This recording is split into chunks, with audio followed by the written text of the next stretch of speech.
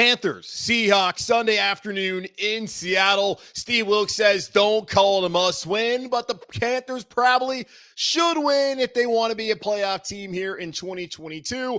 We'll break it all down on this Friday edition of Locked On Panthers. You are Locked On Panthers, your daily Carolina Panthers podcast. Part of the Locked On Podcast Network, your team every day.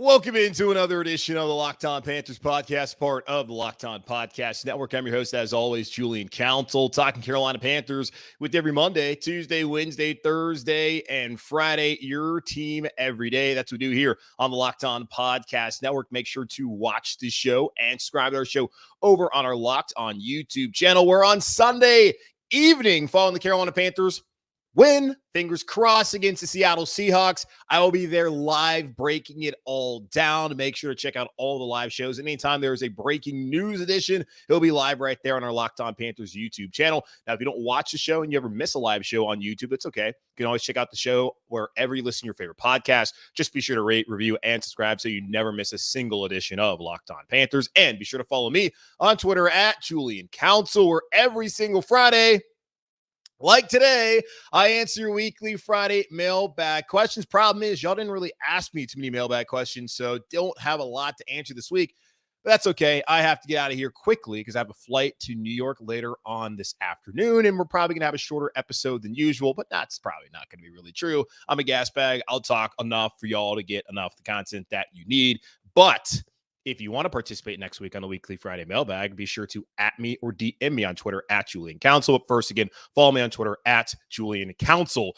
It's somewhat fitting that the Carolina Panthers are playing the Seattle Seahawks this Sunday afternoon, considering I have not seen the sun in over a week, it feels like, here in Charlotte. It has been gloomy. It's been rainy. It's felt a whole lot like Seattle. I've been to Seattle in the summer. It's a lovely place, beautiful time of the year to go there. Would not recommend going there, this time of the year when it's raining and it's cloudy and it's sad and people are depressed and there's a whole Seattle freeze going on. But outside of that, Seattle's a great city.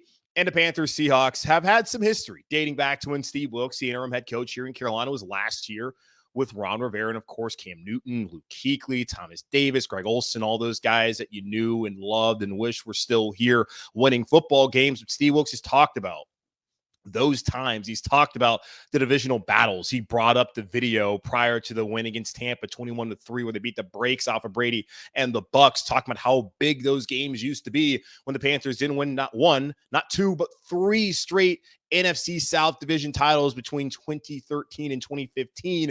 And those were the great days. And Steve Wilks is trying to get this team back to that, at least right now in the interim. Who knows what the future holds for Steve Wilks here in Carolina? I would love for him to end up being the head coach, but as I've told y'all, he has to win games. He has to win enough for David Tepper to have no choice but to hand him the job and say, you know what? You're the leader of this football team. You're a Charlotte guy. These guys follow you. Let's get you a quarterback and let's build this thing the right way. But he has to win on Sunday, and he needs to win at least, I would say, 4 of the last 5 games of the season for it to happen. And really, winning all 5 is the best way for it to happen. Why? Because the Tampa Bay Buccaneers got to win on Monday night, where the Saints 0-for-3 in the red zone, completely choked and lost that game.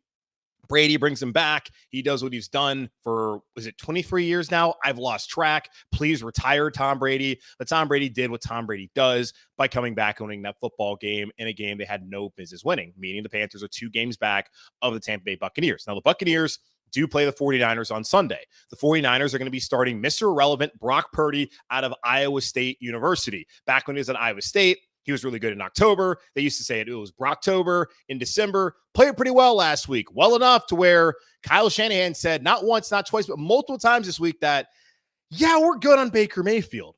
And I don't know how Baker's going to play on Thursday night as I'm recording this on Thursday morning. I have no idea what's going to happen. If he plays, the Rams clearly are setting up for failure. If he plays well, then right here, I'm telling you, I knew he was going to play well. Either way, have no clue how it's going to go. But Kyle Shanahan said, we're good. We don't really want that. We're going to roll with Brock Purdy, the rookie out of Iowa State. The Bucs could lose that game because the 49ers are a better team, but they're also starting a rookie quarterback. Cincinnati is a team that absolutely should beat the Tampa Bay Buccaneers. And of course, Carolina Panthers need to beat the Bucs if they want to have an opportunity to win the NFC South this season. But it all starts on Sunday in Seattle. It all starts by winning a game on the road, something they have not done all season long. When you look at the road games, week 2 against the Giants, they had an opportunity. The Rams game, didn't even try to win. Got the doors blown off of them on the road against Cincinnati. And then in Baltimore, no contest as well. The Carolina Panthers have to win road games if they want to be in the playoffs. It's not just this Sunday where it begins. It's also week 17 at Tampa, which would be the most important game if they're able to get the win tonight or on Sunday. And then the Buccaneers follow suit by losing a couple games and make that a game on week 17. That's for the division lead. And of course, Panthers already won earlier this season, 21-3, meaning the Panthers would have the tiebreaker for the season. And of course, you got to follow it up in week 18 by beating the New Orleans Saints on the road in New Orleans at the Superdome. And as I said to y'all throughout the week, for me to really buy into this being a playoff team, like being legitimately having a chance, of course they have to win on Sunday, but they have to follow it up next week against a bad Steelers team here at Bank of America Stadium, where you're going to be playing yet another road game. And it's interesting because when you look at it, like the games that they played at home that they've lost have also been pseudo road games.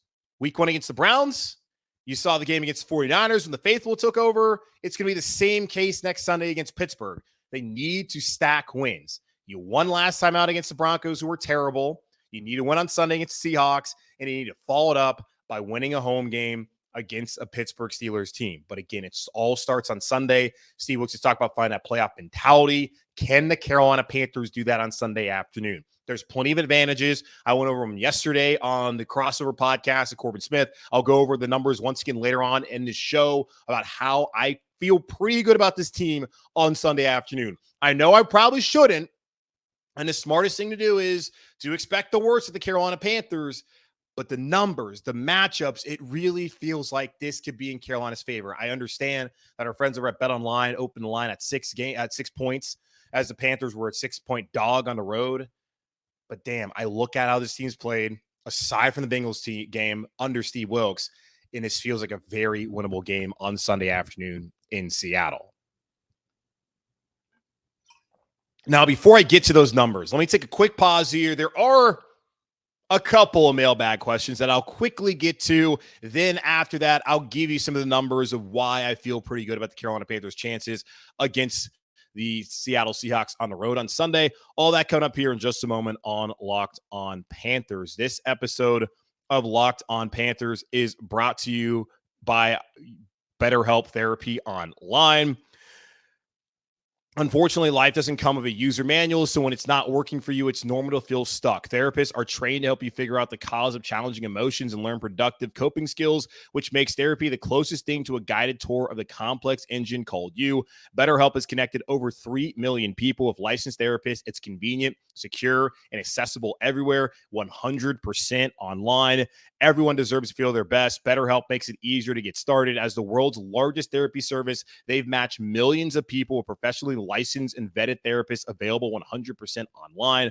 All the benefits of in-person therapy, plus it's more convenient, more accessible, and more affordable. Just fill out a brief questionnaire to match with a therapist. If things aren't clicking, you can easily switch to a new therapist anytime. It couldn't be simpler. No waiting rooms, no traffic, no endless searching for the right therapist. Get unstuck with BetterHelp. Learn more and save 10% off your first month at betterhelp.com/lockedon. That's betterhelp.com/lockedon. So yeah, weekly Friday mailbag. Didn't get a ton of questions this week. That's totally fine. I understand. I missed a couple podcasts last week. Didn't really do the mailbag at its normal time. Did a Monday mailbag. So kind of didn't really, I guess, need to double up in the mailbag. But that's what we do on Fridays, unless there's a holiday, of course, or if I'm sick. But here we are. Let's get into it. Got a couple of questions for today's show. And we'll start off with Jake, who was headed down to Orlando, it seemed, for a convention or something. He says, mock drafts keep saying we need another corner. I don't think it's a top 3 pressing need. We have depth. I think we should pursue defensive end and defensive tackle, even linebacker, before going after a corner early in the draft. Thoughts? Edge rusher. aside from quarterback, to me feels like probably the most pressing need. I know over the last couple of weeks, guys like Frankie Louvu and Marquise Haynes have really stepped up in the sack department, but honestly, it's Brian Burns and then everyone else. It can't be just Brian Burns and everyone else moving forward. The Carolina Panthers have to find someone else opposite of him, especially when you think they're probably going to pay Brian Burns a ton of money this offseason. So you need to find a cheap option to put opposite of Brian Burns. Defensive tackle, you already have Derek Brown. Ioannidis is likely gone after this season. Then it's like, yeah, you could use some depth there as well. I don't know if I see it as a pressing need. Linebacker, there's a contract situation with Shaq Thompson. Brandon Smith really hasn't played that much. Steve Wilkes said, you're way too talented to not be making any plays. So who knows how it works out. But defensive end, I think a wide receiver as well. We'll see again in the last 5 weeks of the season how guys like Terrace Marshall and Shi Smith play to see how big of a need it is. But the Panthers need to probably get a veteran guy, like a proven veteran guy. Now, let's not go the whole the Rashard Higgins kind of route again. Like, let's go someone who's actually shown that they can catch balls and make plays in this league. But of course, it's quarterback. I think after that, it's defensive end or edge rusher, however you want to characterize it. And then I would probably say linebacker. Corner, Deontay will be back next year. You'll still have CJ Henderson, of course, JC Horn, Keith Taylor. They have enough depth there. Do they have enough quality outside of JC? I don't know. Don't think so. But we'll see how it works out here over the course of the offseason coming up here very shortly, but hopefully not shortly enough. Okay, Bradley now. Hey, Julian, just a stolen thought. I don't remember who said it, some for GM or something a few years ago. Okay, either way, he talked about why quarterbacks from schools like Alabama and Ohio State don't pan out so well is because they have the best talent around them as lesser schools don't. So you have guys like Breeze from Purdue, all the NC State guys that get used to adversity early on, plenty of outliers. Joe Burrow alone kills this idea. Just listened to the mailbag and thought about that. Thanks. I guess I need to pull up where everybody went to school real quickly. But, I mean, okay, Alabama, we've already seen recently, like Tua, it took Tua like until this year to really step up and become that guy. We aren't very patient with quarterbacks. We know that. We'll see what the Jets do with Zach Wilson because clearly he's not the guy who's going to help them win games right now. They still have him under contract for 2 more years, and they just drafted him second overall back in 2021. But we're not very patient with the quarterbacks. If a guy does not immediately make plays, and you look at Patrick Mahomes, who sat out his first year, I have no idea how good he would have been had he played right away. But I believe he definitely benefited from getting to sit out and not having to go play immediately and could sit behind and learn from a veteran like Alex Smith, who had been the number 1 overall pick and been through the trials and tribulations and also been able to lead a team to the playoffs. Not playoff wins, but to the playoffs at least. So seeing how good Mahomes got has kind of messed things up for a lot of people. Like, Jared Goff won enough games in LA to where you could have thought he could have stuck around. Now they won a Super Bowl. Clearly that trade worked out for them. We'll see in the long term how things work out, but the win a Super Bowl, that's really all this. That's what this is all about. So if that's what you did, then it really mattered. It worked out for you in the end. He was the number 1 overall pick, and he's not on the team that he was still on. We look at Baker Mayfield. He's now on his 3rd team, potentially starting. I don't know whether he started or not last night or not, but still Baker Mayfield, you look at him, like it's so many guys, and he comes from Oklahoma, which is a school where you win a lot. USC with Sam Darnold, that's a school that's one of those premier programs. But Mac Jones is a Pro Bowler last year. He's having his struggles, but he's a second-year player. He's allowed to have his struggles. I wouldn't sit there and write him off just yet. Justin Fields had his struggles last year. He's looking like the best of those guys right now. Trevor Lawrence has had his ups and downs, but he's a second-year guy, and really, it's his first year being coached by an actual NFL coaching staff now that he has Doug Peterson instead of Urban Meyer. So it takes time for these players. You also have Jalen Hurts, who now is a second-year starter, is looking really good. Is it second? Yeah, second year or third year? Whatever year it is, Jalen Hurts, he's looking good. And those are all Alabama guys. He also spent 1 year at Oklahoma. So I don't really look at it as like, okay, you went to this school and then you're going to NFL and struggle. I understand the history says that Ohio State quarterbacks have never in the NFL become like that franchise guy. It looks like Justin Fields is going to buck that trend. Of course, he needs to develop that more as a passer to really be able to have staying power in the NFL, but he does have his legs. And if he didn't have his legs, he would have nothing. So it's good that he at least can give you that facet so far if you are a fan, of course, of the Chicago Bears, which if you're listening to this podcast, imagine you wouldn't be. Like Josh Allen came from Wyoming. It took him some time because he looked terrible. But now he's one of the best quarterbacks in the league. Baltimore, Lamar Jackson came from Louisville. I mean, he came out and he was amazing basically from the start. We already talked about Joe Burrow. I mean, Cleveland, Deshaun Watson came from Clemson. And he was in Houston. Like Deshaun looked great immediately. Like you sit there and you're thinking, okay, if a guy looks great immediately, you got the right guy. But we're just not patient enough. So I don't necessarily look at where you went to school as far as dictating where you're good enough. I mean, of course, it helps when you get to play with great playmakers in college and in the NFL. If you get those guys again, like obviously Mac Jones does not have the same talent level he had at Alabama at wide receiver. But when you look at Philadelphia, Jalen Hurts has the same talent level that he had at Alabama at wide receiver in Devontae Smith and in A.J. Brown that he also had at Oklahoma. What's around you is so important. So I don't really look at it as, hey, you come from these big schools where you have the talent advantage. That's why you're good. And that's why you end up failing. It's like, what is around these guys? Every situation is different. That's how I look at it.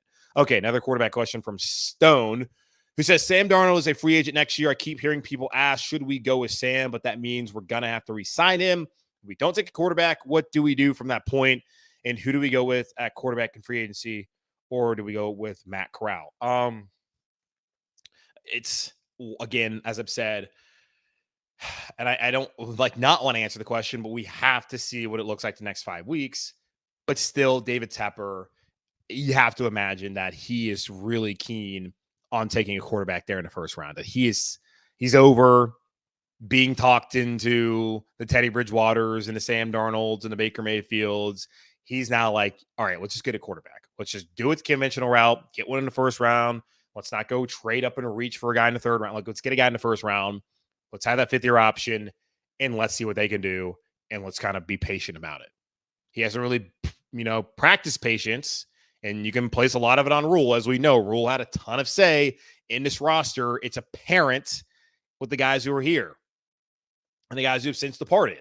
So if Sam plays well, I'm totally fine with bringing back Sam Darnold for a season to be that, or, sign him to whatever kind of deal you need to sign him to. That is reasonable. So Sam can be the guy who can be the bridge to that rookie. Like if you get a guy like Anthony Richardson, you don't play him right away. You can live with the Sam Darnold who at least has experience and Anthony can learn from him, but eventually you can move on. And it's the same thing. Like, hey, if you don't think Bryce Young or CJ Stroud or Will Levis, any of those guys are ready right away, you can have that bridge guy. So if Sam Darnold plays well enough the last couple of weeks, I'm totally fine with him being a bridge. But whenever that rookie shows that he's ready to go, move Sam out of the way, put that rookie in, or whoever comes in. So I'm willing to be patient with it because the thing is, like, when you sign a guy, like, you're hoping you're going to have him for the next, 15 years. So there really is not much of a rush for them to play if you think about it long term. Like, okay, if this guy's going to be our quarterback for over a decade, does he need to play right now or does he need to play when he's ready? Probably when he's ready. And I know we're not patient enough to do that. And I get, you got to see if he has it or not, or otherwise you wasted some years. But if you've got the right guy, then you're probably not all that concerned about it, right? Just a thought. Okay, that's it. Next week again, guys, at me on Twitter at Julian Council. DM me on Twitter at Julian Council so I can answer more mailbag questions next week on the show. But I still have some stats and some numbers that I look at that make me feel good about the Panthers game on Sunday. I'll get to those here in just a moment on Locked On Panthers. But before I do that, let me talk to you guys about PrizePicks. How does PrizePicks work? If you pick 2 to 5 players, if they score more or less than their PrizePicks projection, you can win up to 10 times your money on any entry. No competing against other people. It's just you versus the projections available. PrizePicks offers projections on any sport that you can watch: the NFL, the NBA, Major League Baseball. A ton of dudes getting cash there in MLB, NHL, also PGA Tour, college football, men's and women's college basketball, soccer, NASCAR, where I work, cricket, and so much more. Entries can be made in 60 seconds or less. It's that easy, safe, and fast withdrawals. Currently operational in over 30 states and Canada. Download the PrizePicks app or go to prizepicks.com and sign up today and play daily fantasy sports. First-time users can receive a 100% instant deposit match up to $100 with promo code Locked On. So this is how it works. If you deposit $100, PrizePicks will give you $100. If you deposit $50, PrizePicks will give you $50. If you deposit $2.75, they'll give you $2.75. Don't forget to enter promo code Locked On and sign up for an instant deposit match up to $100 when you download the PrizePicks app. We're going to PrizePicks.com today.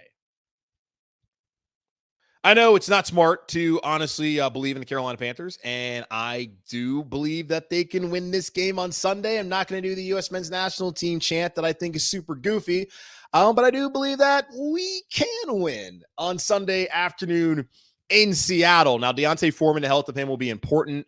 Have no injury report right now as I'm recording this early on Thursday prior to practice, so don't know where he's at health-wise. He did say on Wednesday after he missed practice that he's 95% sure that he'll play. And the Panthers need him to play because the Panthers offense relies really on the offensive line and Deontay Foreman mashing into the opponent for 60 minutes straight. Really about 34 minutes, depending on the time of possession, which has been in the Panthers' favor in their wins and over the last couple of weeks as they've leaned on that downhill rushing game that Matt Rule said he wanted to do, but abandoned as soon as the season started. Go figure. That's why he's in Nebraska.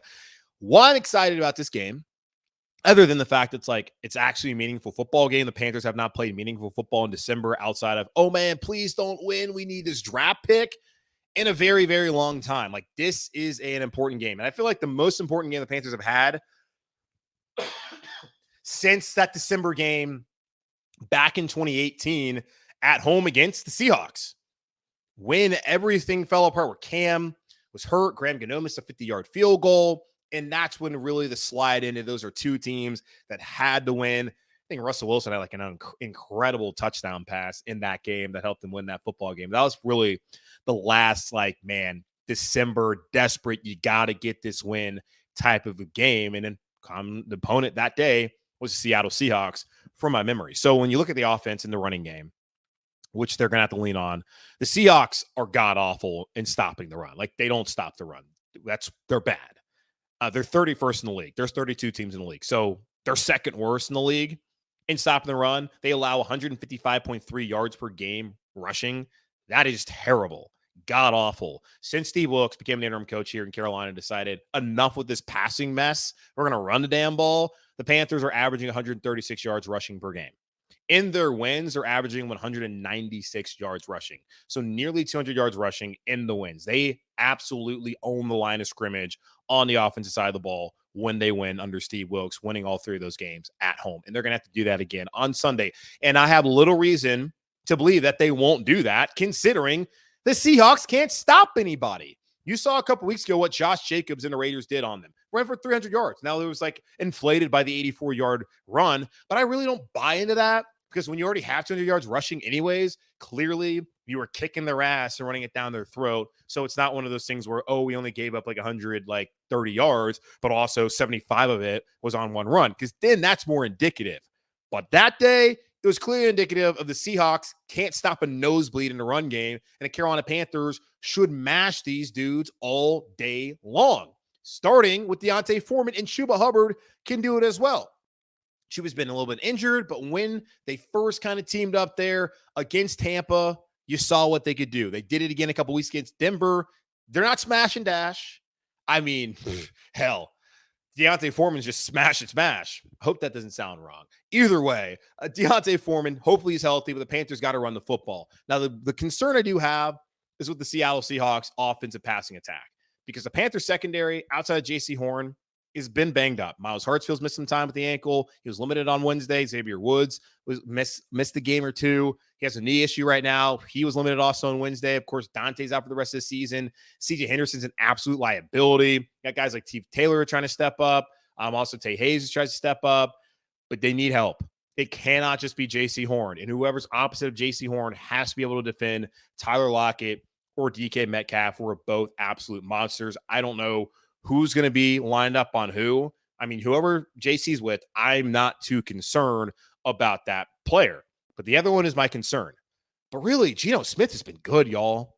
He had a career high in passing yards last week in their comeback win against the Rams, had a comeback victory for the first time, leading him on a game-winning drive this season in Seattle. He was 0 for 3 up until Sunday afternoon when he came back and won that football game. And when I was doing some research leading up to the game, Geno's statistically been the NFL's most accurate quarterback this season based on both completion percentage and metrics that factor the difficulty of each throw. He's thrown 6 of his 22 passes, touchdown passes rather, from outside the pocket, which is tied for most in the league. The Seahawks, they rank 5th in scoring offense this year, averaging 26.5 points per game. The Seahawks also rank 9th in EPA, which is expected points added per play, and 7th in points per drive. All those stats are from True Media. And more on Geno. Geno leads the league over since week 10. Since week 10, where the Seahawks really became a team that relies on the pass. Because the run game, they're not great. I brought these stats up yesterday. They're only averaging 48.6 yards per game on design runs since week 10, which is dead last in the NFL. They're 31st in yards per carry on design runs at 2.9 during that same stretch. The Panthers, decent run defense. They're right middle of the road. They've done really well in the last 2 times they played really good rushing teams in Baltimore in that loss on the road, and then in the win against Atlanta on that Thursday night football game. Seattle can't run it. And in Kenneth Walker, probably not going to play. So not overly concerned about the rushing game. Panthers currently ranked 14th in rushing EPA. But since week 10, when the Seahawks really became one-dimensional and told Geno, hey, man, go win the game for us, Geno Smith has led the league in yards per attempt at 8.9, while also ranking 6th in touchdown rate at 6.4% and 5th in EPA per drop back at 0.20. And he's 2nd in passing yards per game, 323.3. So that is a concern to me right now, how well Geno Smith has played. And Tyler Lockett, as I talked about, the dude's a stud. I've always enjoyed watching him play. The Seahawks have always been a team I watched a lot of because I don't know. I don't like Seattle. Like, I love the city of Seattle. I think it's awesome. But I don't know. I always just was interested by them. Even when they were the Panthers foil, I liked watching Marshawn Lynch. I loved watching that defense. I love defense. And, Russell Wilson, he's a cornball. He stinks now. But I was always interested in the Seattle Seahawks, and a lot of times there's only 3 games on in the 4:00 window on the East Coast, and I'm damn sure not going to watch the Cowboys. So hell, I watched a lot of Seahawks, and Tyler Lockett's a dude, man. He's so freaking good. Currently, he's 6th in the NFC receptions with 66. He's 5th in receiving yards, 836, and then 2nd in touchdowns with 7. That guy is a concern. DK is an athletic freak. And I think that's who JC's going to be on. But Lockett, man, that's the guy who really concerns me the most because he's a great route runner, catches everything, and can burn you too. He's a hell of a player, and the Carolina Panthers need to account for him if they want to win this game on Sunday. I feel good about their chances. I'm not going to sit here and say they're going to win, but they should be able to run the football. It all comes down to, can you stop the pass? Can you get after Geno Smith? And knowing that he's dropped back a ton, Brian Burns is going to get opportunities. Marquise Haynes is going to get opportunities. You're also going to get other guys like, hey, Derek Brown's going to get opportunity. Frankie Louvu, they're going to have a chance to get after Geno Smith all day long. I hope they're able to do that because, man, how fun would that be for the Carolina Panthers to get a win, be 5-8, and fingers crossed San Francisco does their part, and the Panthers are only a game back heading into Week 15 at home against the Pittsburgh Steelers. That's my hope. I understand you'd rather them lose, get the quarterback, totally understand it. Man, I just want this team to play meaningful football games and win games in December. All right, that's going to wrap up this edition of the Locked On Panthers podcast, a part of the Locked On Podcast Network, hosted by yours truly, Julian Council. Again, y'all make sure to watch this show and subscribe to the show over on our Locked On Panthers YouTube channel, where I'll be live following the Panthers-Seahawks game on Sunday evening. And be sure to check us out wherever you listen to your favorite podcasts. Make sure to rate, review, and subscribe so you never miss a show of Locked On Panthers. And be sure to follow me on Twitter at Julian Council, where hopefully next week I'll have questions to answer for the weekly Friday Mailbag, either at me or DM me to participate in the weekly Mailbag edition next Friday here on Locked On Panthers. In the meantime, I'm headed off to New York City. I think I'm excited. It's a very dirty place. Been a couple times. But, I'll have fun. Have it up to New York. For y'all, enjoy your weekend. Be safe, be happy. Be whole, as always. Keep pounding. And I'll talk to y'all Sunday night following the Panthers win against the Seattle Seahawks.